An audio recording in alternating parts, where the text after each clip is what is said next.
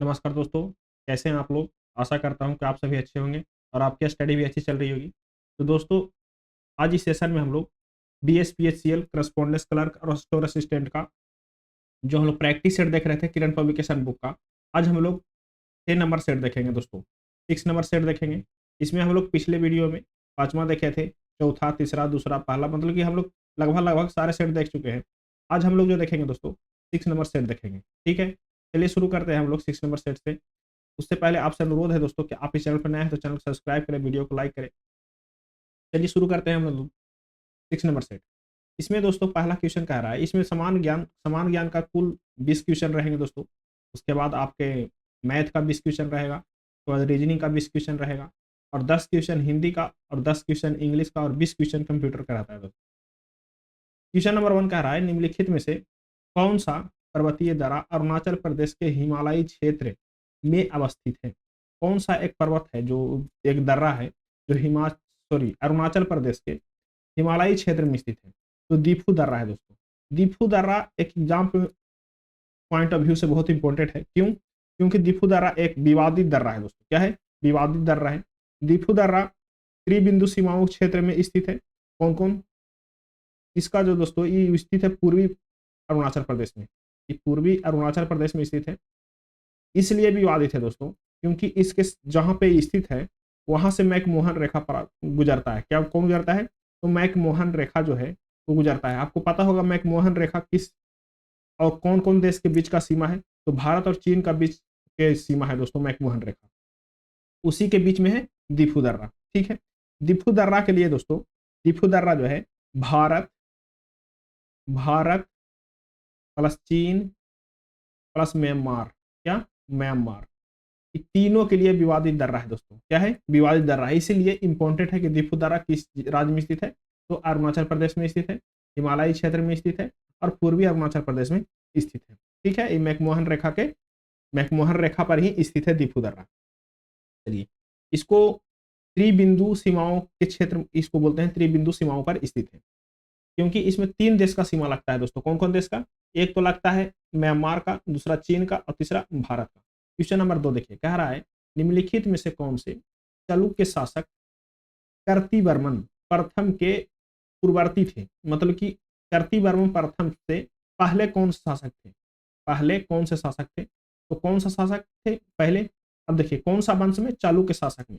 चालुक्य शासक में जो चालुक्य वंश है दोस्तों, चालुक्य वंश के संस्थापक कौन थे? पुलकेशिन प्रथम। कौन थे? पुलकेशिन प्रथम। पुलकेशिन प्रथम जो रहे थे वो रहे थे 550 से 550 ईस्वी से 566 ईस्वी तक पुलकेशिन प्रथम रहे थे। उसके बाद कीर्ति वर्मन आ गया था 566 से कीर्ति वर्मन आया था और कीर्ति वर्मन 597 तक रहा था दोस्तों। 597 तक रहा था कीर्ति वर्मन। यानी कि इससे पहले पुलकेशिन प्रथम थे। पुलकेशिन प्रथम के बाद कौन था? कीर्ति वर्मन प्रथम था। कीर्ति वर्मन प्रथम के बाद था पुलकेशिन द्वितीय दोस्तों। कौन था? पुलकेशिन कह देगा कि कीर्ति वर्मन के बाद कौन था? तो पुलकेशिन पुलकेशिन द्वितीय था कीर्ति वर्मन के बाद। चलिए अगला क्वेश्चन देखिए, जो पुलकेशिन पुलकेशिन जो है दोस्तों, पुलकेशिन क्या करवाया था? उन्होंने बालेश्वर की उपाधि धारण किया था। पुलकेशिन जो प्रथम थे, पुलकेशिन प्रथम, वो बालेश्वर की उपाधि धारण किए थे। किसका? बालेश्वर का। बालेश्वर का बालेश्वर का उपाधि धारण किया था। और क्या किया था कि अश्वमेघ यज्ञ भी किसने करवाया था? अश्वमेघ यज्ञ भी पुलकेशिन प्रथम ने ही करवाया था। इसीलिए पुलकेशिन प्रथम इंपॉर्टेंट है। चलिए क्वेश्चन नंबर 3 देखिए, कह रहा है कि महाबलीपुरम स्मारक, कौन सा? महाबलीपुरम स्मारक, महाबलीपुरम स्मारक समूह जो यूनेस्को का विश्व विरासत स्थल है, यह निम्न में से किस राज्य में स्थित है? जो महाबलीपुरम स्मारक है दोस्तों, वो किस में स्थित है?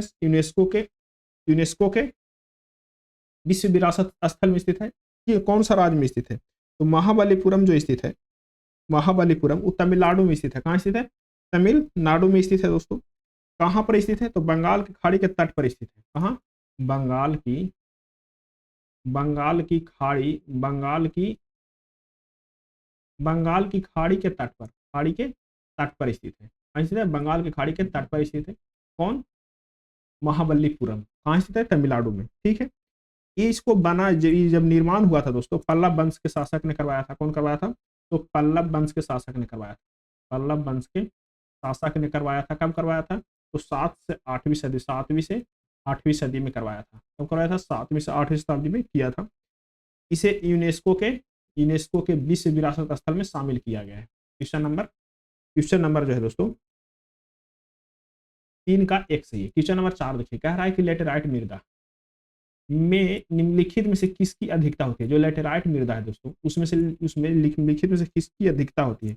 इसमें लौह अयस्क की ज्यादा मात्रा होता है। क्या होता है? लौह अयस्क या लौह ऑक्साइड का ज्यादा मात्रा होता है लेटेराइट मिट्टी में। ठीक है, और इसमें क्या रहता है भरपूर मात्रा में? तो लेटेराइट मिट्टी में बॉक्साइट रहता है, बॉक्साइट बॉक्साइट प्लस फेरिक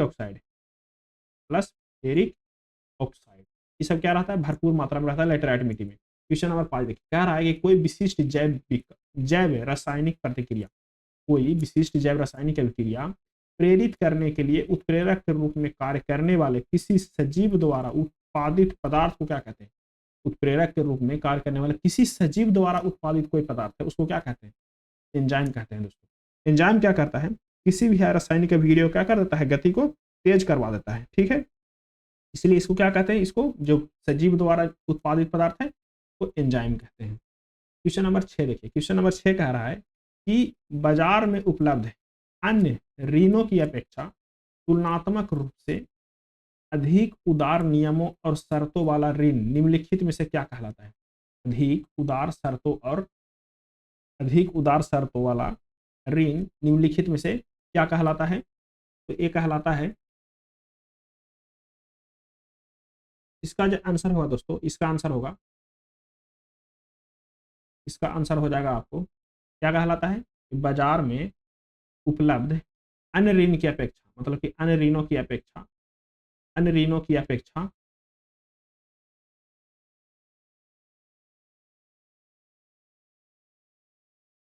इसको बोलेंगे दोस्तों सुलभ ऋण। क्या बोलेंगे? सुलभ ऋण।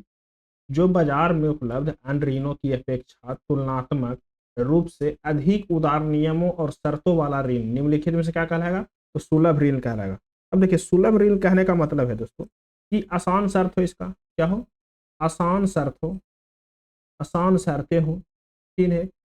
इसको फिर कम ब्याज दर हो, इसका जो ब्याज दर है, ब्याज दर क्या होना चाहिए? कम होना चाहिए, जो आसानी से मिल जाए, कम दर ब्याज रहे, जो इसका वापसी जो हो लंबी वापसी हो, यानी कि जो इंस्टॉलमेंट रहे वो लंबा समय तक रहे, उसको क्या बोलेंगे? सुलभ ऋण बोलेंगे। चलिए क्वेश्चन नंबर 7 देखिए, कह रहा है दोस्तों कि राजमन्नार समिति को निम्नलिखित में से किस राज्य द्वारा नियुक्त किया गया था? एक राजमन्नार समिति थी, उसको किस राज्य द्वारा, इस जो राजमन्नार समिति है उसको किस राज्य द्वारा क्या किया गया था? स्थापित किया गया था। तो राजमन्नार समिति को तमिलनाडु सरकार ने गठन करवाया था दोस्तों। कौन करवाया था? तमिलनाडु सरकार ने। कब करवाया था? तो ये 27 मई 1971 को करवाया था। 27 मई 1971 को करवाया था। कौन? तमिलनाडु सरकार ने। इस समिति को जो संबंध था दोस्तों, उसका सिफारिश था कि अनुच्छेद जो आर्टिकल है 356 और 357, 356 और 357 हटाने की सिफारिश था। इससे क्या हटाने की सिफारिश था? ठीक है, चलिए अगला क्वेश्चन देखिए, क्वेश्चन नंबर 8। क्वेश्चन नंबर 8 कह रहा है कि निम्नलिखित में से कौन सी पुस्तक भारतीय लेखिका है दीपा अनपरा द्वारा लिखी गई है? मतलब कौन सी पुस्तक है जो दीपा अनपरा द्वारा लिखी गई है? तो ये पुस्तक का नाम है दोस्तों, पुस्तक का नाम है कि gene patrol on the purple line. क्या? Gene patrol on the purple line, ये पुस्तक का नाम है। किनके द्वारा लिखा गया है? तो दीपा अनपरा द्वारा लिखा गया है। ठीक है, उनका पहला उपन्यास है दोस्तों जो है gene patrol on the purple line. ये क्या है? पहला उपन्यास, उनका पहला उपन्यास। ठीक है, अगला क्वेश्चन देखिए, क्वेश्चन नंबर 9 कह रहा है कि भारत के संविधान का निम्नलिखित में से कौन सा अनुच्छेद, कौन सा आर्टिकल ऐसा है जो पाकिस्तान के कुछ प्रवासियों की नागरिकता का अधिकारों से संबंधित है? कौन सा एक ऐसा आर्टिकल है? वो आर्टिकल जो है दोस्तों, वो आर्टिकल है 7। कौन सा? अनुच्छेद 7। अनुच्छेद 7 जो है वो क्या करता है कि कोई भी, मतलब कि पाकिस्तान के प्रवासी हैं, उनको यदि भारत की नागरिकता 1 मार्च 1947 के बाद पाकिस्तान चला गया हो, क्या चला गया होगा? कि 1 मार्च 1947 के बाद 47 के बाद पाकिस्तान चला गया है, लेकिन भारत में पूर्णावास के लिए परमिट के आधार पर लौट आया। मतलब कि भारत में फिर से पूर्णावास के लिए क्या किया, परमिट से भारत लौट आया, तो वह व्यक्ति भारत के नागरिक बनने का क्या है, हकदार है। मतलब कि अगर जो उसके पास नागरिकता है 1 मार्च 1947 के पहले और फिर से भारत में पूर्णावास करने के लिए भारत लौट आया पाकिस्तान से, तो उसको भारत की नागरिकता के लिए क्या है, नागरिकता पाने का हकदार है। ठीक है, ये आर्टिकल 7 है उसके लिए। क्वेश्चन नंबर 10 देखिए, क्वेश्चन नंबर 10 कह रहा है दोस्तों कि प्रथम विश्व युद्ध के आरंभ होने के समय भारत का गवर्नर जनरल कौन था। जब प्रथम विश्व युद्ध आरंभ हुआ था उस समय भारत के गवर्नर जनरल कौन थे। तो जो प्रथम विश्व युद्ध स्टार्ट हुआ था तो लॉर्ड हार्डिंग द्वितीय जो है दोस्तों, लॉर्ड हार्डिंग द्वितीय ये भारत के गवर्नर जनरल था, लॉर्ड हार्डिंग द्वितीय। प्रथम विश्व युद्ध में ग्रेट ब्रिटेन के लिए भारत के समर्थन प्राप्त करने की महत्वपूर्ण भूमिका थी। जो प्रथम विश्व युद्ध था दोस्तों, तो भारत को ग्रेट ब्रिटेन की समर्थन प्राप्त करवाने के लिए, मतलब कि भारत तरफ से समर्थन प्राप्त कराने के लिए लॉर्ड हार्डिंग का बहुत महत्वपूर्ण भूमिका था, ये करवाया था। प्रथम विश्व युद्ध के फैलाव पर हार्डिंग ने स्थानीय सहयोग प्राप्त करते हुए लगभग उपलब्ध यूरोपीय सैनिकों के भारतीय सैनिकों के बड़ी टुकड़ियों से ब्रिटेन समाज को भेजा था। कौन, लॉर्ड हार्डिंग द्वितीय ने। क्वेश्चन नंबर जो है 11 देखिए, कह रहा है कि संघ लोक सेवा आयोग के अध्यक्ष और सदस्यों का कार्यकाल कितना होता है। उनका जो कार्यकाल होता है दोस्तों, या तो 6 वर्ष को हो जाना चाहिए या तो 65 वर्ष की आयु पूरा हो जाना चाहिए। यानी कहने का मतलब उनकी उम्र चाहे तो 65 वर्ष हो जाए या तो 6 वर्ष उनका कार्यकाल हो जाए, इन दोनों में से कोई होने पर वो क्या होते हैं, वो रिटायर हो जाते हैं। ठीक है, देखिए अगला क्वेश्चन देखिए, क्वेश्चन नंबर 12। क्वेश्चन नंबर 12 कह रहा है दोस्तों कि मैक्सिको की खाड़ी और लेब्राडोर सागर निम्नलिखित में से किसके भाग हैं। जो मैक्सिको की खाड़ी है और लेब्राडोर सागर है, किसके भाग है। तो आप कहेंगे सर अंटार्कटिक महासागर का। किसका भाग है, तो अंटार्कटिक महासागर का। अंटार्कटिक महासागर विश्व के 5 महासागरों में दूसरा बड़ा स्थान है दोस्तों। अंटार्कटिक महासागर है जो 5 बड़ा महासागर है उसमें से कितना, दूसरा स्थान है उसका बड़ा महासागर। सबसे बड़ा कौन है, तो प्रशांत महासागर है। ठीक है, प्रशांत महासागर। अब देखिए कौन कौन महासागर है, पहले आप 5 का नाम याद कर लीजिए, आपके लिए बहुत इंपॉर्टेंट है। पहला है देखिए प्रशांत महासागर, प्रशांत महासागर, प्रशांत महासागर कोड में लिखेंगे दोस्तों, यहाँ पे थोड़ा सा स्पेस कम है। फिर उसके बाद कौन है, उसके बाद लिखेंगे हम हिंद महासागर, हिंद महासागर। उसके बाद लिखेंगे दक्षिण महासागर, क्या लिखेंगे, दक्षिणी महासागर, क्या लिखेंगे, दक्षिणी महासागर। उसके बाद लिखेंगे हम अटलांटिक महासागर। ठीक है, अब देखिए इनमें से बाल्टिक सागर, काला सागर, कैरिबियन सागर, डेविस जल डमरू, डेनमार्क जल डमरू, मैक्सिको की खाड़ी, लेब्राडोर, ग्रीस पैकेज, ये सब क्या है, लगभग समान सहायक जल निकाय शामिल है। चलिए क्वेश्चन नंबर देखिए, क्वेश्चन नंबर 13 कह रहा है कि निम्नलिखित में से किस समिति ने electronic funds transfer EFT electronic funds transfer प्रणाली स्थापित करने के लिए अनुशंसा की थी। किसने की थी, इलेक्ट्रॉनिक फंड ट्रांसफर करने के लिए अनुशंसा की थी। तो किया था दोस्तों, इसका ऑप्शन 2 सही है, सेरा समिति ने। किसने, सेरा कमेटी ने या सेरा समिति ने किया था, सेरा कमेटी ने किया था। सेरा कमेटी ने किया था, क्या किया था, इलेक्ट्रॉनिक्स फंड ईएफटी ट्रांसफर के लिए, ईएफटी ट्रांसफर के लिए। देखिए 1995 में दोस्तों क्या हुआ था कि 1995 में रिजर्व बैंक ने इलेक्ट्रिक फंड ट्रांसफर और अन्य इलेक्ट्रॉनिक भुगतान पर कानून प्रस्ताव समिति का गठन किया था। कौन कौन किया था, तो किया था रिजर्व बैंक ने, आरबीआई ने। आरबीआई ने क्या किया था कि इलेक्ट्रॉनिक फंड ट्रांसफर और अन्य इलेक्ट्रॉनिक भुगतान पर कानून के प्रस्ताव के लिए समिति गठन किया था। कौन सा समिति, तो सेरा समिति का गठन किया था। ये इस सेरा समिति ने भारतीय रिजर्व बैंक अधिनियम 1934 के तहत 34 के तहत क्या किया था कि रिजर्व बैंक द्वारा EFT electronic fund transfer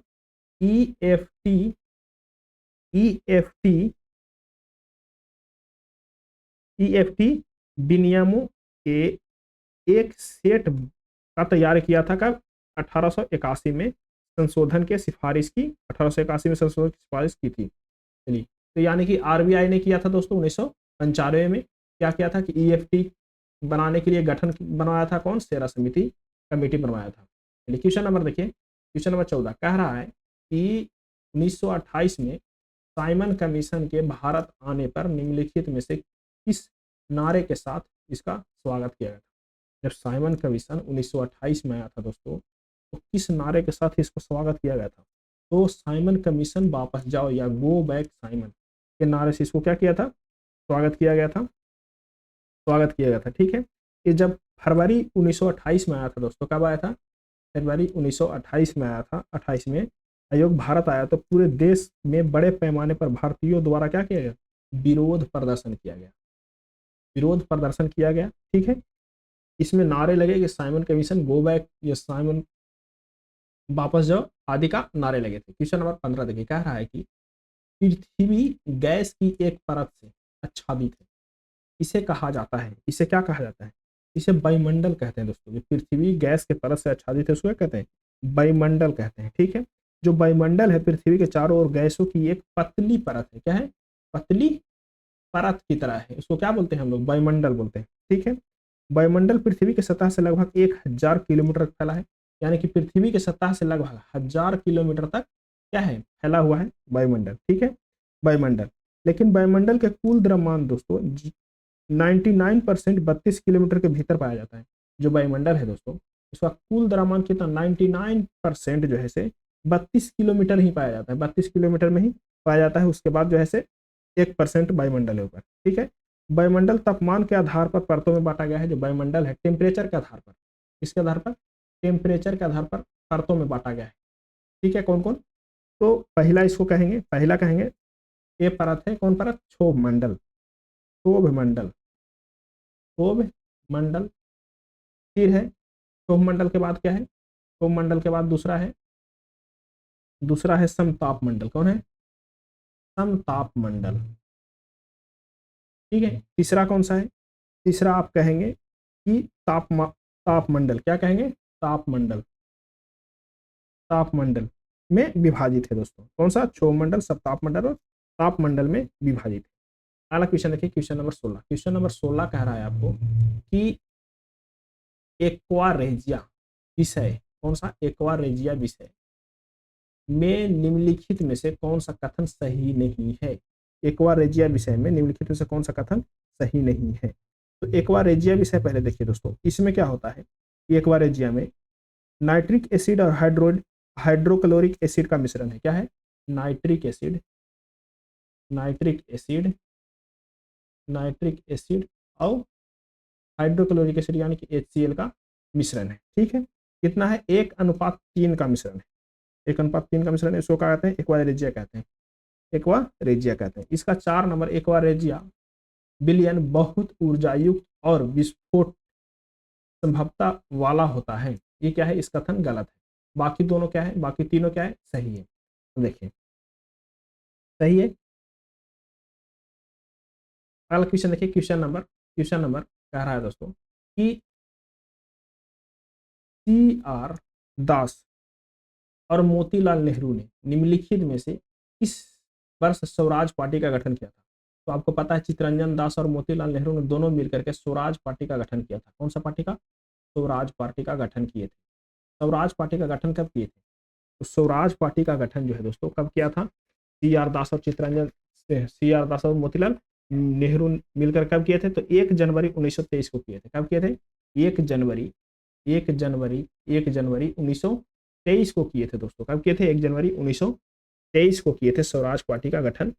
Congress खिलाफ स्वराज पार्टी का गठन किया गया था दोस्तों। किसके, कांग्रेस खिलाफत किया गया था स्वराज पार्टी का गठन। स्वराज पार्टी का गठन का आयोग, स्वराज पार्टी का जो गठन हुआ था, असहयोग आंदोलन की वापसी, भारत सरकार अधिनियम 1921 और 1923 के चुनावों की जैसी जैसी कई महत्वपूर्ण घटनाओं के बाद हुआ था। ठीक है, जो असहयोग आंदोलन का वापसी ले लिया गया था दोस्तों, असहयोग आंदोलन का वापसी, उसके विरोध में, मतलब कि उससे जो आहत हुए थे, उसके कारण स्वराज पार्टी का गठन किया गया था।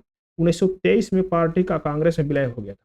जब 1923 में तो स्थापना हुआ, लेकिन 1930 में क्या हुआ कि समझौता के बाद कि दोनों कांग्रेस कांग्रेस और कांग्रेस प्लस स्वराज पार्टी का क्या होगा, विलय हो गया। कब, 1930 में। ये आपके लिए बहुत इंपॉर्टेंट है। चलिए क्वेश्चन नंबर देखिए, क्वेश्चन नंबर 18 कह रहा है, क्वेश्चन नंबर 18 दोस्तों, निम्नलिखित में से कौन सी नदी महानदी की सहायक नदी नहीं है? जो महानदी है उसकी सहायक नदी नहीं है। तो तेंदुनी, तेंदुनी नदी जो है इसे महानदी के सहायक नदी नहीं है। बाकी सारे जो सोम, जाखम, अनस आदि सब कौन सा है? महानदी के सहायक नदी है, सहायक नदी है। महानदी जो है दोस्तों, माही नदी, सॉरी माही नदी जो है, माही नदी, वो माही नदी मध्य प्रदेश के धार जिले में, कहाँ? एमपी के धार जिले, धार जिले में मिंडा गांव से निकलती है। कहाँ से निकलती है? तो मिंडा गांव से निकलती है। कौन? माही नदी। माही नदी मिंडा गांव से निकलती है और राजस्थान बागड़ क्षेत्र से बहते हुए गुजरात में प्रवेश करती है। और राजस्थान होते हुए बहते हुए कहाँ? गुजरात में प्रवेश करती है और खंभात के पास एक विस्तृत मुहाना समुद्र में गिर जाती है। कहाँ गिरती है? खंभात के साथ एक समुद्र में समा जाती है। ठीक है, गुजरात में। क्वेश्चन नंबर 19 देखिए, कह रहा है दोस्तों कि समुद्रगुप्त के उत्तराधिकारी चंद्रगुप्त द्वितीय, कौन था समुद्रगुप्त के उत्तराधिकारी? चंद्रगुप्त द्वितीय निम्नलिखित में से किस नाम से भी जाना जाता था? तो चंद्रगुप्त द्वितीय के किस नाम से भी जाना जाता था? इसको एक और नाम था दोस्तों, विक्रमादित्य। इसको विक्रमादित्य के नाम से भी जाना जाता था। ठीक है, गुप्त शासक चंद्रगुप्त द्वितीय को विक्रमादित्य के नाम से भी जाना जाता था। ठीक है, चंद्रगुप्त द्वितीय दिल्ली में, चंद्रगुप्त द्वितीय जो है दिल्ली में कुतुब मीनार के पास महरौली में खोजो ए लोहे स्तंभ का उत्कृष्ट अभिलेख बनवाया था। खोजो ए लोहे, खोजो ए लोहे, खोजो ए लोहे के स्तंभ का उत्कीर्ण संस्कृत अभिलेख बनवाया था। क्वेश्चन नंबर देखिए, यानी कि चंद्रगुप्त द्वितीय को क्या बोलते थे? विक्रमादित्य ही बोलते थे। क्वेश्चन नंबर 20 कह रहा है कि अरावली पर्वत श्रृंखला निम्नलिखित में से किस राज्य में अवस्थित नहीं है? अरावली पर्वत श्रृंखला जो है दोस्तों किस राज्य में स्थित नहीं है? तो पंजाब में। पंजाब में जो है अरावली पर्वत नहीं है, बाकी गुजरात में भी है, राजस्थान में भी है, हरियाणा में भी है। ठीक है, अरावली पर्वत प्राचीन पर्वतों का कटा हुआ ठुंड है और भारत के तह पर्वत की सबसे पुरानी श्रेणी है अरावली पर्वत। ठीक है, अब आते हैं दोस्तों, अब आता है मैथ। ये 20 क्वेश्चन क्या है? मैथ का है, तो मैथ सॉल्व करते हैं। देखिए कह रहा है, क्या कह रहा है? कह रहा है कि पी क्यू आर एक कार्य को 30 दिन में, 15 दिन में तथा 20 दिन में, तीनों मतलब कि अलग अलग, मतलब कि पी 30 दिन में करता है, क्यू 15 दिन में करता है और आर 20 दिन में पूरा कर सकते हैं। पी पहले दिन कार्य करता है, पी क्या करता है कि पहला दिन आकर के कार्य करता है, क्यू दूसरे दिन आकर के कार्य करता है, तो आर तीसरे दिन आकर का कार्य करता है। इसी प्रकार आगे भी कार्य करते हैं, मतलब कि एक दिन तीनों नहीं करेंगे, पारा पारी करेंगे। पहले पी आएगा, उसके बाद क्यू आएगा, उसके बाद आर आएगा। तो कितने दिन में कार्य पूरा होगा? तो कितने दिन में कार्य पूरा होगा? तो थोड़ा सा समझने की कोशिश कीजिए। देखिए पी जब आएगा पहला दिन दोस्तों, तो मान के चलिए कार्य कितना है? एक दिन कार्य किया, एक दिन कार्य किया, तो एक कार्य को 1/30 भाग कर देगा एक दिन में। क्या करेगा? 1/30 भाग करके चल जाएगा। फिर एक बार क्यू आएगा। कौन आएगा? क्यू आएगा एक दिन के लिए। अगला दिन कौन आएगा? क्यू आएगा। वो उसी कार्य को 1/, कितना दिन में कर रहा है? 20 दिन, 15 दिन में कर रहा है, तो 1/15 भाग करके चल जाएगा एक दिन में। फिर आर आया दोस्तों, आर आया एक दिन के लिए। कौन आया? आर। आर जैसे ही आया वो भी क्या कर दिया? 1/20 भाग करके चल गया। एक एक दिन कार्य हुआ है, इन दोनों से क्या हुआ है? एक एक दिन कार्य करवाए हैं, एक एक दिन कार्य करवाए हैं। 3 दिन कार्य किया, 3 दिन एक एक दिन करके 3 दिन कार्य हुआ। अब देखते हैं कि इतना दिन में कितना कार्य खत्म हुआ, इतना दिन में कितना कार्य समाप्त हुआ है। ये कैसे चेक करेंगे? तो तीनों को जोड़ देंगे। क्या करेंगे? तीनों को जोड़ेंगे, तीनों को जोड़ेंगे। कैसे जोड़ेंगे? तो 1/30 प्लस 1/15 प्लस 1/20, एलसीएम कितना हो जाएगा? एलसीएम हो जाएगा 60। ठीक है, यहाँ पे 2, 15 चौके 60, यहाँ पे 3, 4 3 7 2 9, 9/60, 9/60 काम जो है दोस्तों 3 दिन में हो गया। 3 दिन में कितना काम हुआ? 9/60। इसको काटेंगे तो हो जाएगा 3 3 9 20 60, यानी कि 3/20 काम जो है, 3/20 भाग, एक काम का 3/20 भाग काम हो गया है आपको। ठीक है, कितना दिन में? 3 दिन में। ठीक है, 3 दिन में इतना भाग हुआ है। 3 दिन में, 3 दिन में, 3 दिन में कितना भाग हुआ? 9/20 भाग। कितना दिन में? 3 दिन में। 3 दिन में, तो 1 भाग कितना दिन में, तो इसको से 3/20 से भाग दे दीजिए, अब गुना में 1 कर दीजिए, 1 भाग काम करवाना है तो इसको से इसको कटेगा, यानी कि 20 दिन, 20 आएगा ऊपर, 20 दिन कार्य चलेगा दोस्तों, तो क्या हो जाएगा, कार्य क्या हो जाएगा, खत्म हो जाएगा। कितना दिन, 20 दिन। आंसर इसका एक सही है। क्वेश्चन नंबर 22 देखिए, कह रहा है कि यदि एक घनाभ की लंबाई, चौड़ाई तथा ऊंचाई क्रमशः 10%, 20% तथा 15% बढ़ा दी जाती है, तो उसके आयतन में प्रतिशत परिवर्तन बताइए। आयतन में प्रतिशत परिवर्तन, पहले तो आयतन का आपको फॉर्मूला पता होना चाहिए। घनाभ के आयतन, घनाभ के आयतन क्या होता है, एल गुने बी गुने एच, ठीक है। अब देखिए, जो एल है उसको 100% से 10% बढ़ा दिए तो कितना हो गया, 110% कर दिया हम उसको।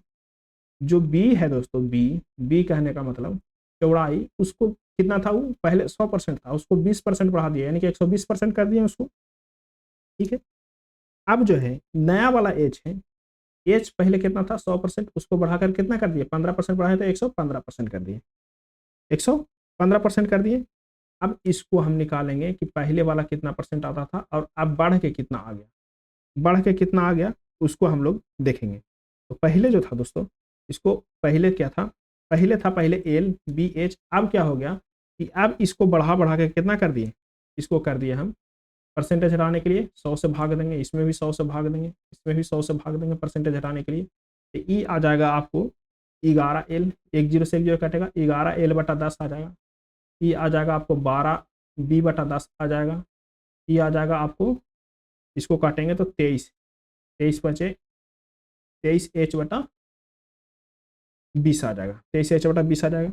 ये जो है से ये नया वाला है, ये क्या है, बढ़ाने के बाद जो लंबाई चौड़ाई है से है, और ये जो है से बढ़ाने के पहले है 100% वाला, ठीक है।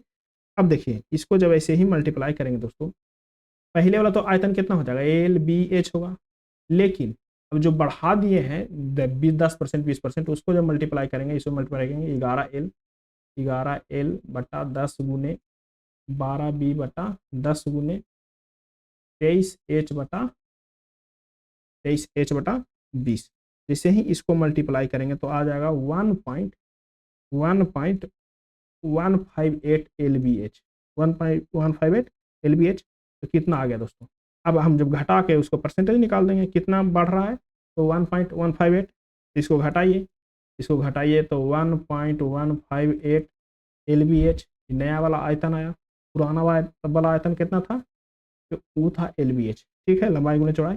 किससे निकालना है, तो पुराना वाला से निकालना है, तो LBH यहाँ से प्रति कर देंगे, तो इसको से कॉमन ले लेंगे तो क्या हो जाएगा, कट जाएगा। ये यहाँ पे गुना में परसेंटेज के लिए 100 कर देते हैं, ठीक है, परसेंटेज के लिए 100 करेंगे तो ई आपको आ जाएगा, कट जाएगा दोस्तों, तो ये हो जाएगा आपको 0.518 गुने 100, यानी कि 5.8% जो है से क्या हो जाएगा, बढ़ जाएगा, आयतन क्या होगा, 5.18% बढ़ जाएगा।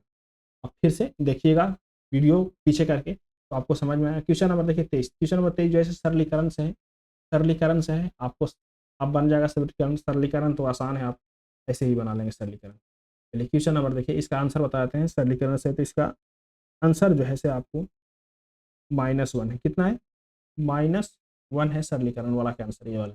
क्वेश्चन नंबर 24 देखिए, कह रहा है कि एक आयत की लंबाई 24 सेंटीमीटर है, यदि उसका विकर्ण 26 सेंटीमीटर है तो आयत का चौड़ाई क्या होगा। आपको एल दे रखा है कितना, 24 सेंटीमीटर, डी दे रखा है 26 सेंटीमीटर, आपको उसको चौड़ाई पूछ रहा है दोस्तों, बी पूछ रहा है कि चौड़ाई कितना होगा।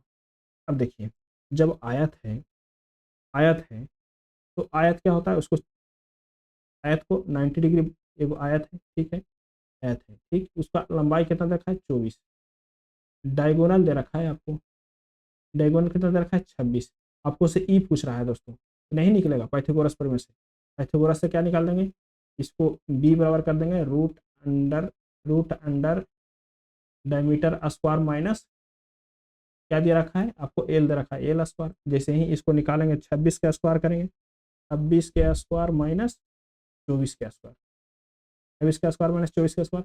आपको स्क्वायर नहीं पता है तो ए स्क्वायर माइनस बी स्क्वायर को नहीं लिख सकते हैं, ए प्लस बी माइनस ए माइनस बी, तो 26 माइनस 24 इंटू 26 प्लस 24, इसको से निकाल दीजिए। जैसे ही इसको सोल्व कीजिएगा तो ये 2 आएगा, इसको सोल्व कीजिएगा कितना आ जाएगा, 100 4 10, हाथ में 1 50 आएगा गुने 100, यानी कि 100 आएगा, 10 आएगा इसका आंसर। क्या आ जाएगा, रूट में 100 रहेगा तो क्या होगा, इसका वर्गमूल 10 होगा, यानी कि 10 जो है इसका क्या होगा, चौड़ाई होगा 10 सेंटीमीटर। क्वेश्चन नंबर 25 देखिए, कह रहा है कि एक वस्तु का विक्रय मूल्य 432 रुपया है, लाभ 35% है, तो वस्तु का क्रय मूल्य क्या होगा। वस्तु का जो विक्रय मूल्य है दोस्तों कितना है, 432 रुपया। ठीक है, इसी पर हम क्या किए थे कि 35% का लाभ ले लिए, तो पूछ रहा है कि क्रय मूल्य क्या होगा, यानी कि 100% मान इसका क्या। देखिए 35% लाभ लिया है, यानी कि 135% बराबर क्या दे रखा है, 135% बराबर दे रखा है 432। ठीक है, तो 100% बराबर क्या होगा, तो 432 बटा 135 गुने 100, 135 गुने 100, इसको भागा दीजिए, काटिए इसको। जैसे ही काटेंगे इसको दोस्तों, जैसे ही काटेंगे इसको 135 से, 135 से इसको काटेंगे तो कै बार में कटेगा, कै बार में कटेगा, पहले यहाँ काटिए, 30 बचे 100, 30 बचे 100, यहाँ 2 बचे 10, 7 बचे 35, 27 बार में कट गया, 27 बार में कटाइए 5 से। अब इसको काटिए 27 से, 7 8 56, कितना होगा ये, एक साथ 27 से काटिए 432, 27 दूना तो कितना हो जाता है, 27 दूना हो जाता है 54 हो जाता है, एक बार में लगेगा, एक बार में लगेगा कि आपको कट जाएगा दोस्तों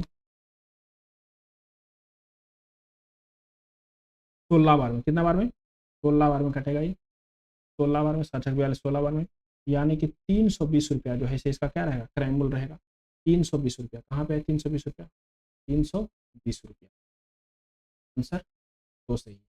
क्वेश्चन नंबर 26 देखिए, कह रहा है कि एक ट्रेन एक निश्चित दूरी 45 मीटर पर सेकंड की गति से 15 मिनट में तय करती है। एक निश्चित दूरी है दोस्तों, क्या करता है कि 45 मीटर प्रति सेकंड की स्पीड से 15 मिनट में तय कर लेती है।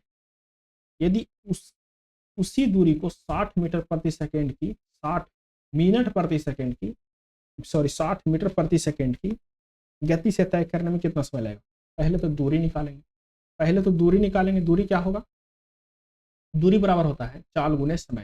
चाल कितना है, चाल है 45, समय कितना है 15 मिनट।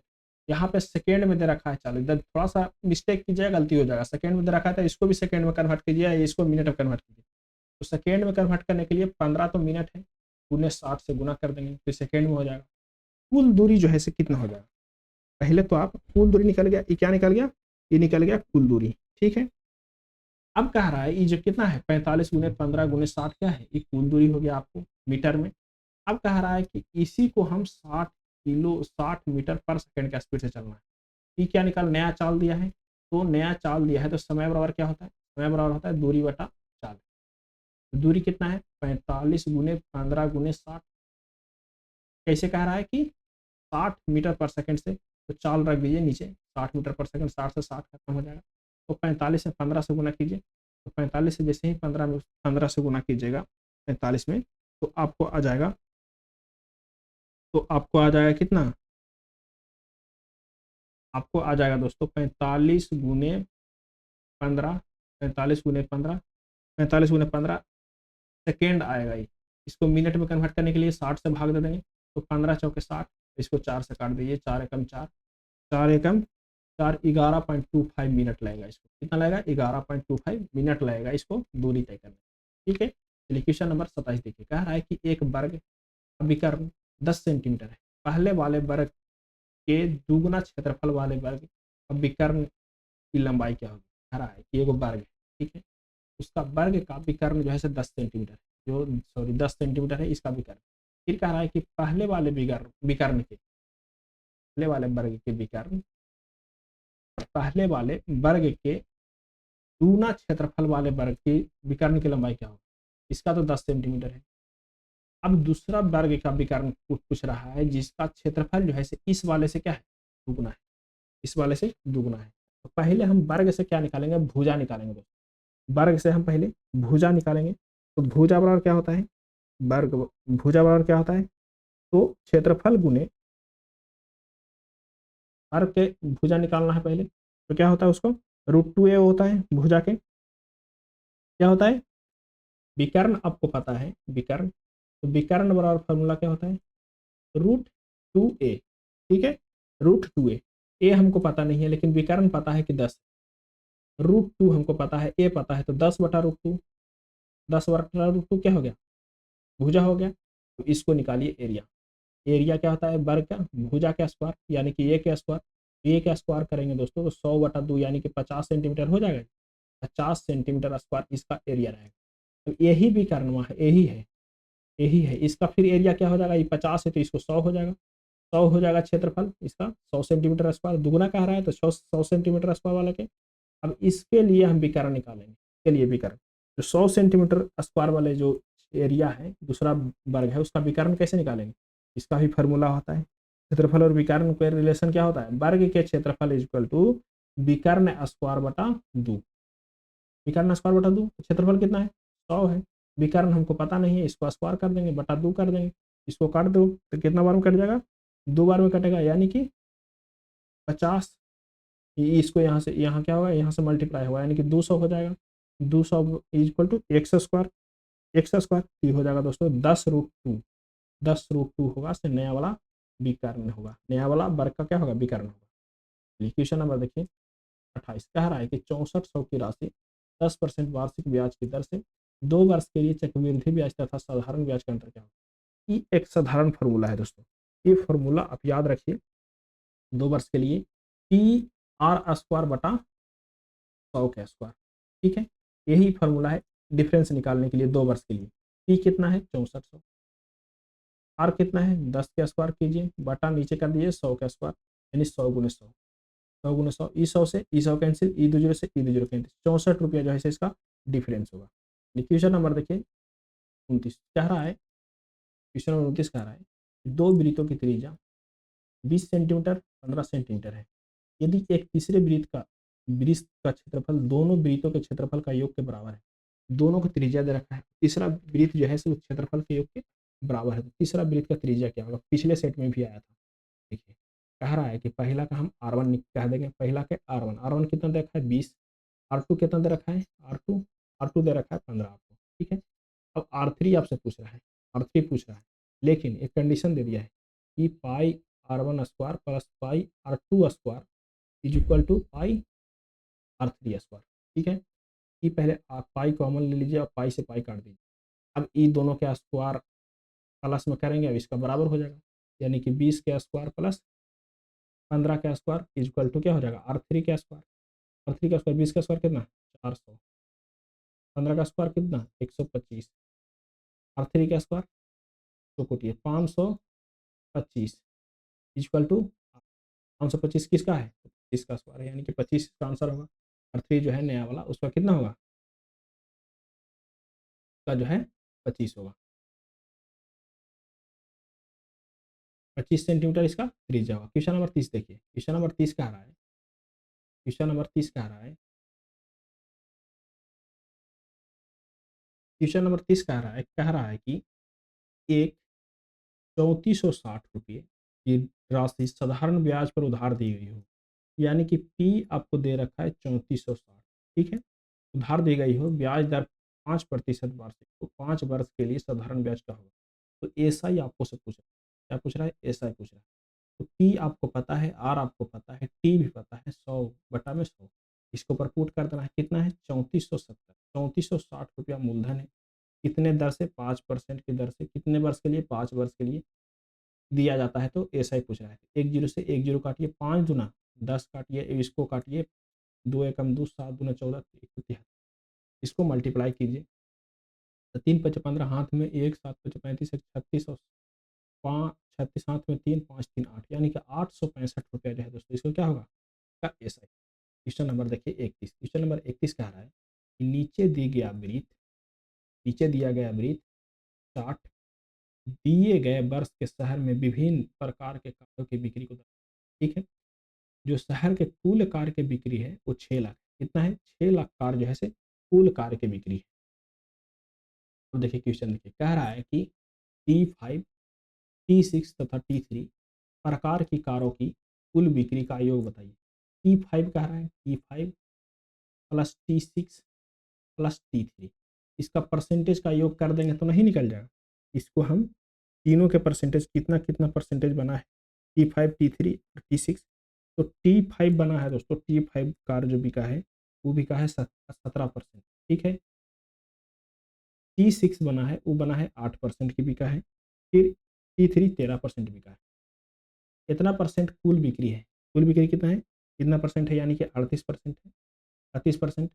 38% जो है कुल बिक्री कितना में से? तो 6 लाख में से। 6 लाख का 38%। 6 लाख का कितना परसेंट? 30%।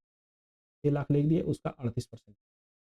तो परसेंटेज हटाने के लिए 100 से भाग देंगे, 2 जीरो से 2 जीरो कट गया, यानी कि 6000 में 38 से गुना कीजिए।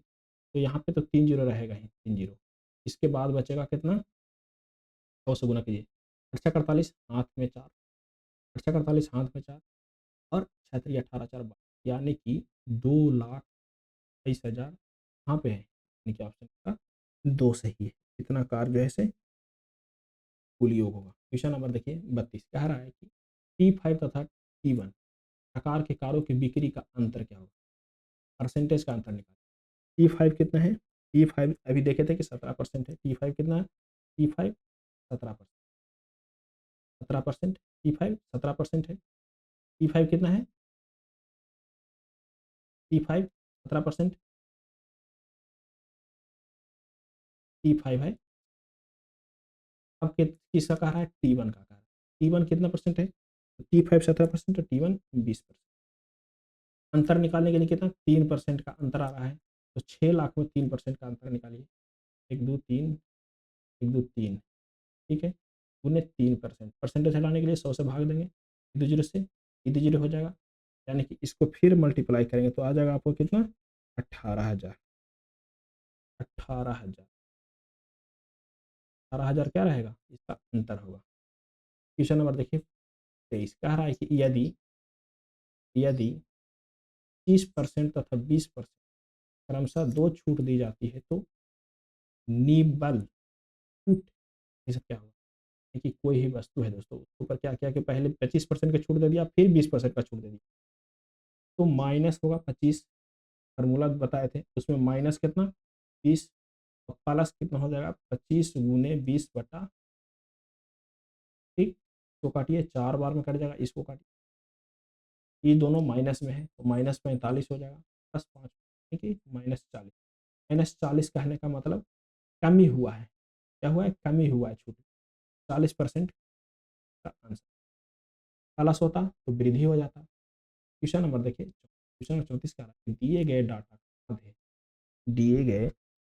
का माध्य निकालिए। दिए गए डाटा का माध्य निकालिए। माध्य क्या है? माध्य निकालने के लिए क्या करते हैं दोस्तों? कुल डाटा का योग करते हैं, बटा में उसका संख्या का करते हैं। कितना संख्या है? 1 2 3 4 5 6 7 8 9 10 वो संख्या है, बटा में 10 कर देंगे।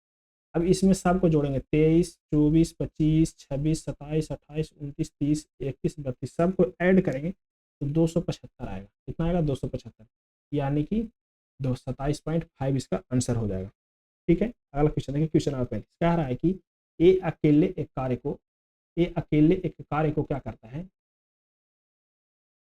ए अकेले एक कार्य को ए अकेले एक कार्य को 10 दिन में पूरा करता है। कितना दिन में? 10 दिन में पूरा कर सकता है।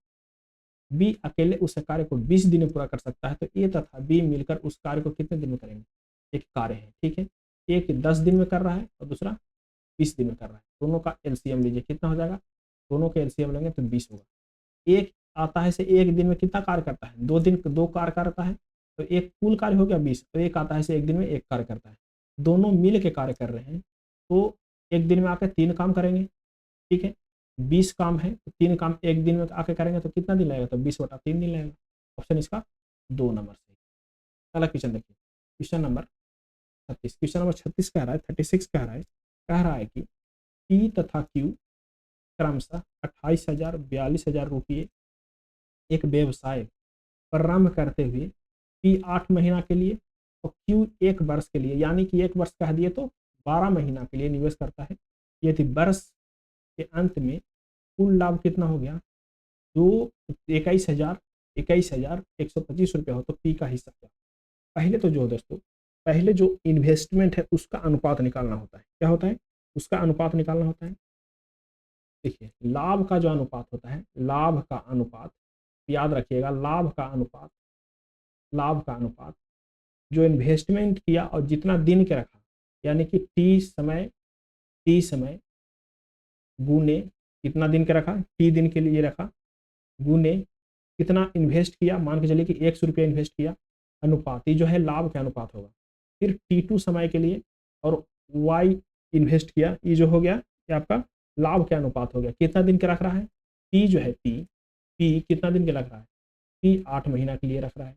देखिए जो समय है दोनों के एक रखना है, चाहे तो माह में रखिए या वर्ष में रखिए, तो 8 माह के लिए रख रहा है। कितना पैसा दे रहा है भाई, तो 28,000 दे रहा है, ठीक है। T2 क्या कर रहा है, अगला Q क्या कर रहा है, तो Q कह रहा है कि हम 42,000 देंगे। कितना देंगे, 42,000 देंगे, लेकिन हम जब भी देंगे तो 12 महीना के लिए देंगे, ठीक है। और ठीक है, कोई दिक्कत नहीं है। ईद जीरो से ईद जीरो काट दीजिए। देखिए अभी जैसे ही काटे तैसे ही अब इसको काटा पीटी कीजिए। जैसे ही काटा पीटी करेंगे तो 4 दूना 8, चरतियाई 12, चरतियाई 12, ठीक है। तो इसको काटिए, 21 दूना 42, 21 दूना 42, ये हो जाएगा 28, तो ये हो जाएगा 21 तिहाई 63, 2863 हो जाएगा, सही बात है, 2863 हो जाएगा। अब देखिए इसको काटिए, 7 चौके 28, 9 सते 63, 9 सते 63, यानी कि कुल जो अनुपात आ गया लाभ का अनुपात 4:9 आ गया। बस इतना ही तो आना था, 4:9 क्या आ गया, लाभ आ गया। अनुपातिक में लाभ कितना है, इसको जोड़ेंगे तो एक कांस्टेंट लगा देंगे, यानी अनुपातिक में 13x लाभ है। और ऐसे राशि में कुल कितना लाभ है, तो 21,125 रुपया लाभ है अनुपातिक, ठीक है। एक्स बराबर क्या होगा, तो 21,125 बटा 13 से भाग दे देंगे, 13 से भाग दे देंगे तो आपको आ जाएगा दोस्तों, क्या आ जाएगा आपको आ जाएगा इसमें 625, 1625 बार में कट जाएगा। कितना बार में, 1625 बार में। अब जिसका भी निकालना है, किसको निकालना है, निकालना है पी का अनुपात में कितना मान है, तो पी का अनुपात में 4 मान है, तो 4 गुने 1625, ये जो है से उसका कितना होगा, भाग होगा। तो 4 गुने 1625 करेंगे तो 6500, 6500 इसका क्या होगा, लाभ में से इसको होगा पी का 65, बाकी बचेगा वो किसका होगा, ये बचेगा वो होगा क्यू का। क्वेश्चन नंबर 37 देखिए, कह रहा है कि 4 संख्याएं क्रमशः 3:1 अनुपात में है, यदि इन 4 संख्याओं का योग कितना है, 336 रुपया है, तो पहली और तथा चौथी संख्या योग क्या होगा। आपको अनुपात में दे रखा है तो उसको संख्या बदलने के लिए इसको कांस्टेंट से मल्टीप्लाई करना होता है। कुल योग अनुपातिक योग बराबर जो संख्या योग है कुल अनुपातिक योग कीजिए, तो 3x plus 1x plus 7x plus 5, ठीक है। कितना हो गया, 7 3 10 1 11 5 16, 16x जो है से कुल अनुपातिक योग। संख्या में कितना है, यही 16x के ही कितना है, 16x क्या लिखा हुआ है संख्या में, संख्या में लिखा हुआ है 16x को 336, 336, यहाँ तक की कोई दिक्कत नहीं है, ठीक है। अब क्या कह रहा है, अब यहाँ देखिए कह रहा है कि पहली तथा चौथी संख्या के योग बताइए। पहली संख्या 3 है, चौथी संख्या 5 है, तो दोनों का योग क्या होगा, 8 होगा। तो यहाँ पे कर देंगे दोस्तों, पहली चौथी संख्या का योग क्या होगा, 8x बराबर क्या कर देंगे, 336 में भाग दे देंगे 16 से, तो गुना कर देंगे 8, गुना कर देंगे 8 से, इसको मल्टीप्लाई के 2 बार में कट गया, इसको काटिए यहाँ से 2 बार में ही कट गया, फिर काटेगा 1 बार में, फिर 6 बार में, फिर 8 बार में, 168 जो है का योग होगा, क्या होगा 168। अगर जो अलग अलग कहता तो 16 से भाग देते 366 में, 3 से मल्टीप्लाई करते तो ये आ जाता, एक पहला का आया था, फिर दूसरा 1 से मल्टीप्लाई करते दूसरा सा आता, 7 से मल्टीप्लाई करते तीसरा का आता, और 5 से मल्टीप्लाई करते तो चौथा का आया। क्वेश्चन नंबर देखिए 38 कह रहा है कि एक ट्रेन 20 मीटर पर सेकेंड की गति से चल रहा है, इसका जो स्पीड दे रखा है आपको, कितना दे रखा है, 20 मीटर पर सेकेंड, ठीक है, चल रहा है। यदि ट्रेन की लंबाई 540 मीटर है तो कितने समय में ट्रेन एक खंभे को पार कर जाएगी। डी आपको दे रखा है, दूरी दे रखा है 540, चाल आपको दे रखा है, चाल कितना दे रखा है 20, अब पूछ रहा है कि समय बताइए कितना समय पार हो जाएगी। 2 बार से 0 से 0 कट गया, टी बराबर क्या होता है दोस्तों, टी बराबर होता है डी बाई स्पीड, यानी कि दूरी बटा चाल, कितना है 540 बटा 20 कीजिए, 2 से 2 कट गया, ये कटेगा आपको 27 दूना 54, यानी कि 27 सेकेंड में ही पार कर जाएगी किसी भी खंभा को। देखिए अब खंभा और पुल में थोड़ा सा अंतर है, खंभा पार करेगी तो सिर्फ और सिर्फ अपनी दूरी पार करेगी, पुल पार करेगी तो अपना दूरी के साथ साथ में, अपना दूरी के साथ साथ में पुल के भी जो लंबाई होगा उसका ही पार करेगी। क्वेश्चन नंबर 39 देखिए, कह रहा है कि एक कॉलोनी में बच्चे, महिलाओं तथा पुरुषों की संख्या का अनुपात दे रखा है कितना, 6:4:3। ठीक है। तथा कॉलोनी में कम से कम 200 सदस्य, माने कम से कम कितना सदस्य, 200 सदस्य। कॉलोनी में महिलाओं का न्यूनतम संख्या क्या होगा। अनुपातिक में आपको दे रखा है 6:4:3। ठीक है। अनुपातिक का कुल योग क्या हो गया, तो 13x, कॉन्स्टेंट मल्टीप्लाई किया तो 13 क्या हो गया, 13x हो गया अनुपातिक। यही 13x बराबर आपको दे रखा है कितना, 13x बराबर दे रखा है 200 सदस्य टोटल है। कह रहा है कि सिर्फ और सिर्फ महिला का निकालिए। क्या कह रहा है, सिर्फ और सिर्फ महिला का न्यूनतम संख्या क्या होगा।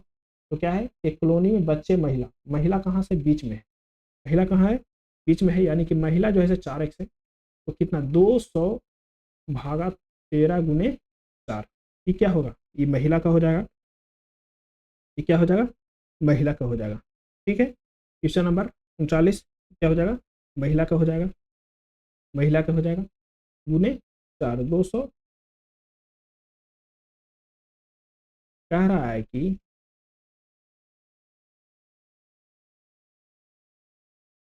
क्वेश्चन क्या कह रहा है दोस्तों, यहाँ पे आप 13 ना रख करके, यहाँ पे 200 नहीं रख करके, यहाँ पे 208 रखिएगा। क्या रखिएगा, यहाँ पे 208 रखेंगे तो आंसर आएगा 208 रखेंगे तो। ठीक है, आंसर आ जाएगा, आपको काट पीट के 208 रखेंगे तो 64 आपका आंसर आ जाएगा। चलिए क्वेश्चन नंबर देखिए 40। कह रहा है कि एक व्यक्ति 128 रुपये प्रति बैग खरीदता है, वो बैग खरीदता है 128 रुपये। यदि 20% लाभ पर बैग बेचता है तो 15 बैग का विक्रय मूल्य क्या होगा। 128 रुपये क्या किया कि वो प्रति बैग खरीदा। अब कह रहा है कि प्रत्येक बैग पर 20% का लाभ कमा रहा है। कितना कमा रहा है, 20% का लाभ कमा रहा है। ठीक है, तो वो बैग 20% बैग बेचता है, तो 15 बैग का विक्रय मूल्य क्या होगा। तो 15 बैग रहेगा तो उसका विक्रय मूल्य क्या होगा। देखिए अभी इसका 20% निकालिए, इसका 20% निकालिएगा 128 का, तो 128 का 20% कितना होगा, 128 का 20% हो जाएगा दोस्तों 1.28, 1.28, 8 दूना 16, हाथ में रहा 1, 4 1 5, 4 1 5, 5 और 2, यानी कि 2 रुपया 56 पैसा जो है इसका 20% हुआ, तो 128 रुपया में खरीदा, प्लस में 2 रुपया 56 पैसा क्या क्या वो लाभ कमाया, 20% लाभ कमाया। इसको जोड़िए, 5 0, ये हो जाएगा 3 और 130 रुपया 56 पैसा। इसको 15 से गुना कर देंगे तो 15, ये जो है एक बैग का विक्रय मूल्य है लाभ सहित, 15 से गुना कर देंगे तो 15 बैग का हो जाएगा। जैसे ही 15 से गुना करेंगे तो आपको आ जाएगा, कितना में आ जाएगा आपको, तो 2304 रुपया आ जाएगा 15 बैग का विक्रय मूल्य। चलिए क्वेश्चन नंबर 41 देखिए। कह रहा है कि निम्नलिखित प्रश्न में 4 विकल्पों में से उस विकल्प का चयन करें जो दिए गए शब्द को समानार्थी रूप, समानार्थी शब्द विकल्प नहीं है। भू, भ्रू, भ्रू का समानार्थी शब्द कौन नहीं है, भ्रू का समानार्थी शब्द नहीं, खंड। बाकी भ्रुकुटी और त्योरी क्या है, समानार्थी है। क्वेश्चन नंबर देखिए 42। निम्नलिखित शब्द में से 4 विकल्प में से एक सही विकल्प चयन करें जो दिए गए शब्द के सही अर्थ का उचित विकल्प। आसो, अवसान, अवसान, अवसान जो है से किससे संबंधित है, अवसान है समाप्ति से, अवसान समाप्ति। चलिए क्वेश्चन नंबर 43 देखिए। कह रहा है निम्नलिखित प्रश्न, निम्नलिखित प्रश्न में 4 विकल्प है जो विकल्प का चयन करें जो विलोम शब्द का, समास का विलोम शब्द क्या होता है, तो समास का विलोम शब्द बहुत इंपॉर्टेंट है दोस्तों। संक्षिप्तीकरण, समास का जो विलोम शब्द है वह है व्यास। क्या है, व्यास। समास का विलोम शब्द क्या है, व्यास कहलाता है। समास का अर्थ है संक्षिप्तीकरण, व्यास का अर्थ है पृथकीकरण। ठीक है, समास का अर्थ जो है क्या है, संक्षिप्तीकरण। क्या है, संक्षिप्तीकरण। व्यास का अर्थ है दोस्तों पृथक्करण। क्या है, पृथक्करण, पृथक्करण। अगला क्वेश्चन देखिए, क्वेश्चन नंबर 44। क्या रहा है निम्नलिखित प्रश्न में 4 विकल्पों में से उस विकल्प का चयन करें जो शुद्ध शब्द का सही विकल्प है। शुद्ध शब्द का सही विकल्प है तो है आवंटन, आवंटन ऐसे लिखा था, आवंटन सही शब्द है, सही विकल्प। क्वेश्चन 45 देखिए। कह रहा है कि निम्नलिखित प्रश्न में 4 विकल्पों में से उस विकल्प का चयन करें जो दिए गए मुहावरे का अर्थ वाला विकल्प है। कह रहा है कागजी घोड़े दौड़ना, कागजी घोड़े दौड़ाना। क्या है कि कागजी घोड़े दौड़ाना, इसका अर्थ क्या है, कागजी घोड़े दौड़ाना, इसका अर्थ हो सकता है कागजी घोड़े दौड़ाना का, कागजी घोड़े दौड़ाना का केवल लिखा पढ़ी करते रहना। कागजी घोड़े दौड़ाना का मतलब कि केवल लिखा पढ़ी करते रहना। क्वेश्चन नंबर देखिए 46। कह रहा है निम्नलिखित प्रश्न में से 4 विकल्पों में से उस विकल्प का चयन करें जो शुद्ध वाक्य सबसे शुद्ध वाक्य का सबसे अच्छा विकल्प है। तो सबसे अच्छा विकल्प शुद्ध वाक्य का पहला कह रहा है मुझे सफल होने की आशा नहीं है। फिर कह रहा है मुझे सफल होने की आशा नहीं है, मुझे सफल होने होने की निराशा है, मुझे सफल होने की आशा नहीं है, मुझे सफल होने का आशा नहीं है। तो इसका आंसर जो है एक वाला सही है, मुझे सफल होने की आशा नहीं है। क्वेश्चन नंबर देखिए 46, क्वेश्चन नंबर 47 कह रहा है निम्नलिखित में से 4 विकल्पों में से उस विकल्प का चयन करें जो लोकत्व का अर्थ बताता है। कैसे? खुदा गांजे को नाखून नहीं देता, खुदा गंजे को नाखून नहीं देता। इसका मतलब क्या है? खुदा गंजे को नाखून नहीं देता, इसका मतलब क्या है? ईश्वर कभी भलाई का ध्यान है, ईश्वर सभी भलाई का ध्यान रखता है, ईश्वर सही भलाई का क्या रखता है? ध्यान रखता है। क्वेश्चन नंबर देखिए 48 से 50 तक के क्वेश्चन गधांश पढ़ना है, गधांश पढ़ के आप इसका आंसर दे सकते हैं। गधांश पढ़िए आराम से, इसका आंसर हम बता देते हैं। ठीक है, क्वेश्चन नंबर 48 का आंसर जो है गधांश पढ़ के आप दीजिएगा। क्वेश्चन नंबर 48 का है क्वेश्चन एक, इसका आंसर है एक दुर्लभ। फिर 49 का आंसर आपको मिल जाएगा, क्या मिल जाएगा आपको? प्राकृतिक अपना क्रोध न दिखाए। फिर 50 का जो आंसर है लास्ट हिंदी का आंसर है वो आपको मिल जाएगा 3 प्राकृतिक आकार। देखिए ये जो है दोस्तों पजल है, पजल को पढ़िए। कह रहा है कि JKLMNO 6 शिक्षक, ठीक है, कितने शिक्षक है? 6 शिक्षक है। कह रहा है इनमें से प्रत्येक हिंदी, अंग्रेजी, गणित, विज्ञान, सामाजिक विज्ञान और कला में से अलग अलग विषय पढ़ाते हैं, जरूरी नहीं कि यही क्रम पढ़ाते हैं। यहाँ तक तो सर बस उसका स्टेटमेंट था। फिर कह रहा है इनमें से प्रत्येक सोमवार से शनिवार तक केवल एक ही दिन पढ़ाता है। कहाँ से दोस्तों? तो मंडे से स्टार्ट करता है, Monday, Tuesday, Wednesday, Thursday, Friday और सैटरडे तक पढ़ाता है। ठीक है, सोमवार से कहाँ तक के? शनिवार तक। ठीक है, अब कह रहा है कि जरूरी नहीं कि इसी क्रम में पढ़ाता है। जे शनिवार को कला पढ़ाता है, जे जो है से शनिवार को, जे का पढ़ाता है शनिवार को, क्या पढ़ाता है? तो कला पढ़ाता है, कला पढ़ाता है। ठीक कह रहा है एल ना तो अंग्रेजी और ना ही इंग्लिश पढ़ा, सामाजिक विज्ञान पढ़ाता है। एल क्या करता है? ना ही अंग्रेजी पढ़ाता है और ना ही सामाजिक विज्ञान पढ़ाता है, यानी कि सोशल साइंस पढ़ाता है। कौन? एल। लेकिन वह बृहस्पतिवार को पढ़ाता है, बृहस्पतिवार को यहाँ पे पढ़ाएगा। एल बृहस्पतिवार को पढ़ाता है, ठीक है, पढ़ाता है। बुधवार की गणित के लिए आरक्षित है जो के पढ़ाता है, बुधवार को के पढ़ाएगा और जो भी पढ़ाएगा वो गणित ही पढ़ाएगा। क्या पढ़ाएगा? गणित पढ़ाएगा। कौन पढ़ाएगा? बुधवार को पढ़ाएगा। कौन? के पढ़ाएगा।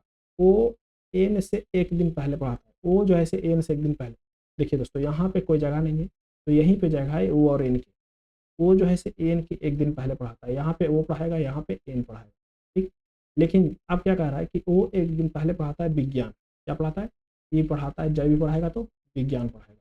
ठीक, अब क्या कह रहा है? पढ़ाता है सामाजिक विज्ञान कला के एक दिन पहले है। कला कहाँ पे है? यहाँ पे। सामाजिक विज्ञान कहाँ पे हो जाएगा? यहाँ पे हो जाएगा सोशल साइंस।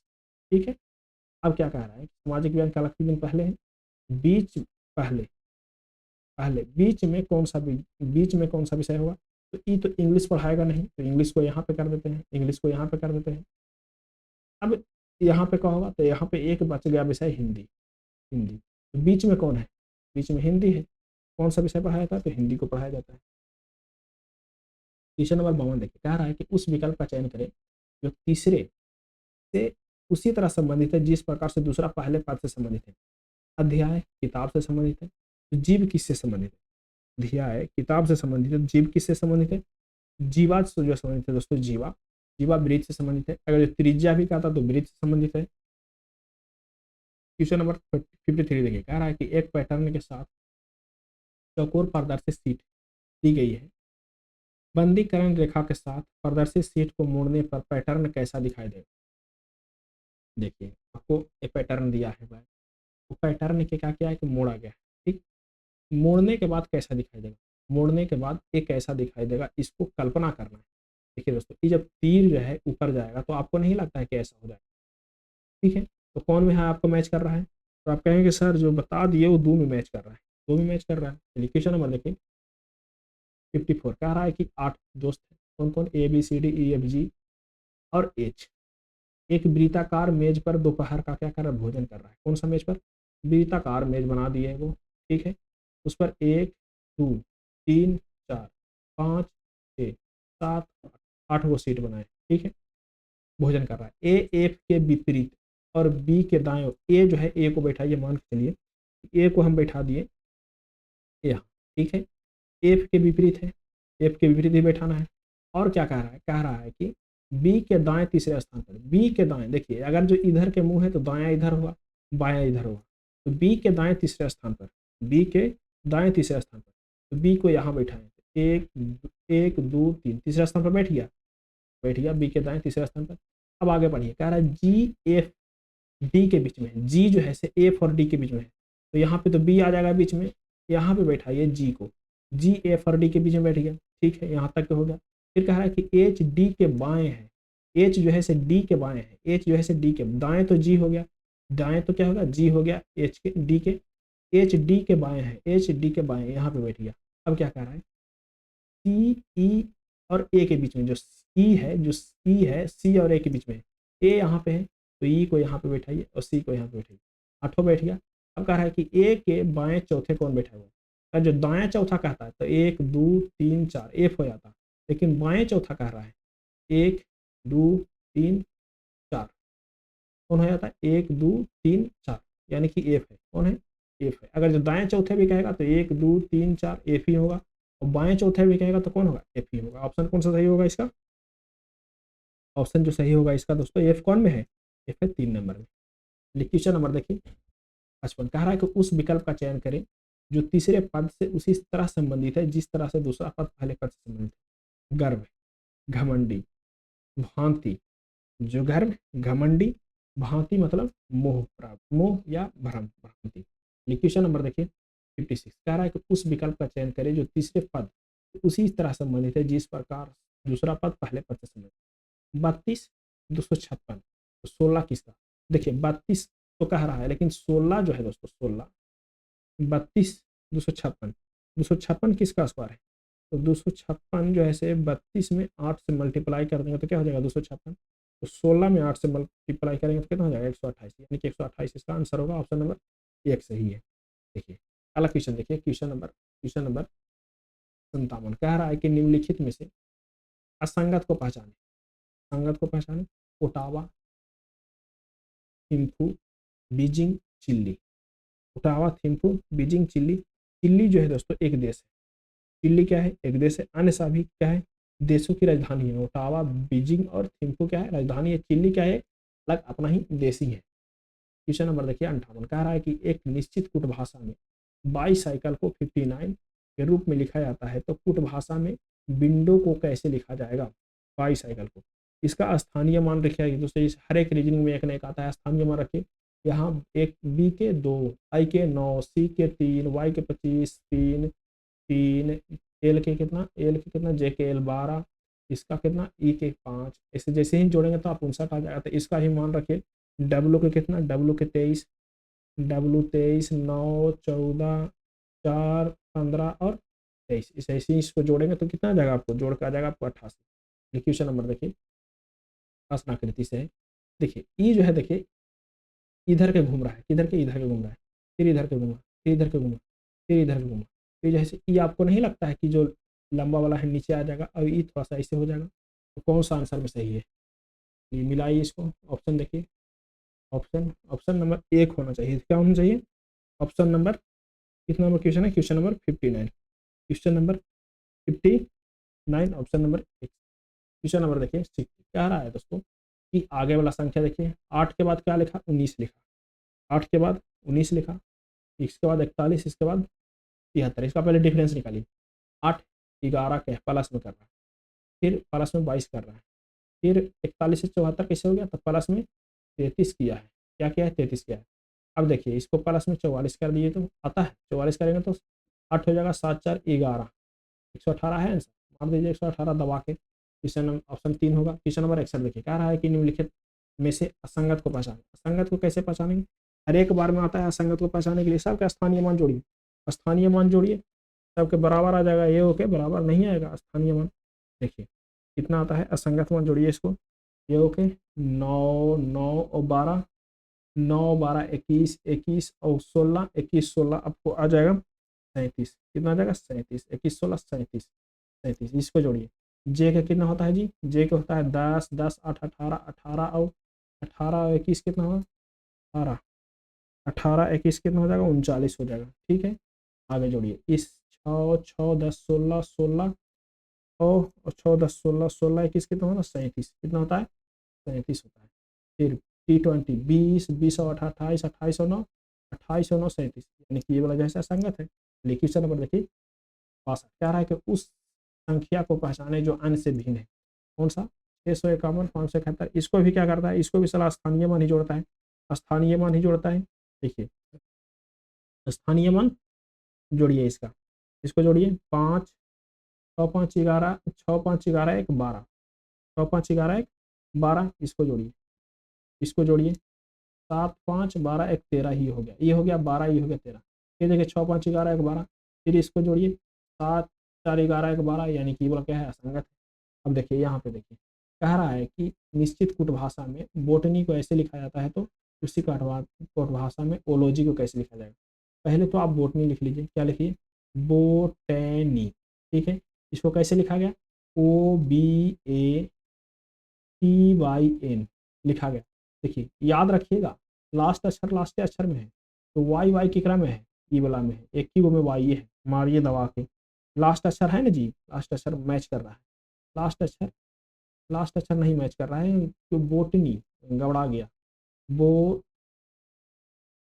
कैसे लिखा है बोटनी, लिखा है कि BO सॉरी BOTANY, ठीक है। यहाँ पे लास्ट अक्षर में YN कर दिया है, YN कर दिया है ना, Y है ना, YN कर दिया है, यहाँ पे पलटा है, यहाँ पे पलटा है, तो ये Y है लास्ट में, ये तो गलती है, ये तो साफा गलत है। ये दोनों में से मैच कर रहा है। अब कौन कौन सा स्थान चेंज किया है वो आप देख लीजिए, B को इधर किया है, O को इधर किया है, फिर एक को T को इधर किया है, ए को इधर किया है, N को इधर किया है, इसे मतलब चेंज किया है। O डबल में है, O डबल में है, ये भी घट गया, ये रहेगा।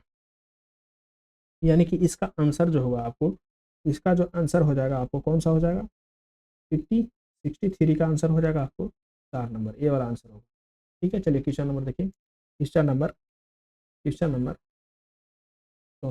ये जो है से कथन से है, कह रहा है कि कुछ शराब कुर्सी है, कुछ शराब जो है से कुछ शराब जो है से कुर्सी है, चेयर है, ठीक है, सभी कुर्सियां ड्रोन है, सभी कुर्सियां जो है से ड्रोन है। अब कह रहा है कुछ कुर्सियां शराबें हैं, कुछ कुर्सियां शराबें हैं, कुछ ड्रम क्या है शराबें हैं, का जो आंसर होगा क्या इसका सही है। कह रहा है कि निष्कर्ष क्या कह रहा है, निष्कर्ष कह रहा है आपको कि सभी कुर्सियां शराबें हैं, कुछ ड्रम शराबें हैं, सभी कुर्सियां शराबें हैं, सभी कुर्सियां शराबें हैं, सभी कुर्सियां नहीं कुछ हैं। केवल जो है से 2 वाला निष्कर्ष जो सही है, यानी कि ऑप्शन इसका 3 नंबर सही है। केवल क्या है इसमें 2 वाला सही है। ठीक है, चलिए अगला क्वेश्चन देखिए, question number question number question number 65 कह रहा है कि उन बेन आरएफ यानी कि 3 गो है, मुद्राएं युवान आहत बहत, क्या कह रहा है मुद्राएं युवान बहत, मुद्राएं हैं युवान भी है बहत भी है, यानी कि इसका ऑप्शन 3 सही होना चाहिए, ऑप्शन नंबर 3 सही होना। क्वेश्चन नंबर देखिए 66 कह रहा है कि 7 दोस्त हैं, ठीक है, सातों दोस्त क्या कर रहा है, कर रहा है OPQRST, एक पंक्ति में बैठी मूवी देख रहा है, ठीक है, इस पंक्ति के किसी छोर पर बैठा हुआ है, एक लाइन बनाइए, उसमें से 1 2 3 4 6 1 7, एस जैसे किसी छोर पर बैठा हुआ है, एस यहाँ बैठा रहे या यहाँ बैठा रहे, दो में से कहीं पर बैठा हुआ है, उसके दाएं दूसरे क्यू एस के दाएं दूसरे स्थान पर बैठा हुआ है, क्यू जो है से एस के दाएं दूसरा स्थान पर, देखिए इसके दाएं अगर जो आगे बढ़ेंगे तो कोई जगह नहीं है, तो यहाँ पे एस नहीं होगा, एस यहाँ पे नहीं होगा, एस जब भी होगा तो यहाँ पे होगा, इसके दाएं दूसरे स्थान पर क्यू बैठा हुआ, ठीक है। फिर कह रहा है कि पी ओ तथा क्यू के बीच में बैठा हुआ, पी जो है से ओ तथा क्यू के बीच में बैठा हुआ है, पी को यहाँ पे बैठाएंगे तो ओ को यहाँ पे बैठाएंगे, तो पी कहाँ पे बैठा हुआ ओ तथा क्यू के बीच में बैठा, ठीक है। तो कह रहा है यू किसी भी छोर पर नहीं बैठा हुआ है, यू एक छोर तो एस बुक कर दिया है, दूसरा छोर तो यहाँ पे है, इस पे यू बैठा ही नहीं हुआ है, तो फिर कहाँ पे बैठा हुआ है, तो आर टी के, आर जो है से टी के बाएं बैठा हुआ है, तो देखिए आर यहाँ बैठाएंगे तो टी कहाँ पे बैठेगा, तो आर जब भी बैठेगा तो यहाँ पे बैठेगा, आर कहाँ पे बैठा हुआ है, टी के बाएं, यहाँ पे टी बैठेगा, यहाँ पे आर बैठ जाएगा। ठीक है, अब यहाँ पे यू बैठ जाएगा। अब कह रहा है एस और क्यू के बीच में, एस और क्यू के बीच में कौन बैठा हुआ है, तो यू बैठा हुआ है। ऑप्शन इसका एक सही है। क्वेश्चन नंबर 67 देखिए, कह रहा है उस विकल्प का चयन करें जो दी गई श्रृंखला में प्रश्न, यहाँ पे क्या हुआ। अब देखिए इसका स्थानीय मान जो अल्फाबेटिक है उसमें तो आपको स्थानीय मान याद रखना ही बहुत जरूरी है। तो स्थानीय मान अगर जो याद नहीं रखेंगे तो बनाने में बहुत मुश्किलें आएंगी। तो स्थानीय मान याद रखें कि आर है। ठीक, आर क्या होता है, आर होता है 18, उसके बाद टी लिखा है यानी कि 16 लिखा, उसके बाद एन लिखा यानी कि 14 लिखा, उसके बाद एल लिखा यानी कि 12 लिखा। आगे क्या होना चाहिए, 10 होना चाहिए यानी कि जे होना चाहिए। जे सब ऑप्शन में है। एम है, एम क्या है, एम है 13, उसके बाद ओ क्या है 15 प्लस 2 कर रहा है, उसके बाद क्यू क्या है 17, उसके बाद एस क्या है 19, उसके बाद 21 होना चाहिए यानी कि यू होना चाहिए। यू दो गो में हो गया, ये दो में तो कट गया, ई में बस ई और दो में है। बी क्या माह है 2 माह, दूसरा जेड क्या माह है यानी कि 26 माह, यानी कि क्या कर रहा है 2 माइनस कर रहा है।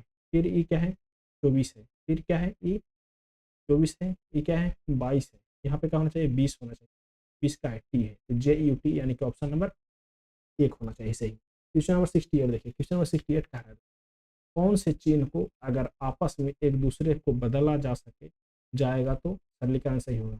यहाँ पे देखिए, यहाँ पे एक सरलीकरण है, समीकरण है, उसमें कौन सा चिन्ह को बदल देंगे तो क्या हो जाएगा, आंसर हो जाएगा। यहाँ पे 12 देखिए, यहाँ पे क्या है 12 है, बराबर में 12 है, इसको ऐसा करना है कि क्या हो जाए 12 हो जाए।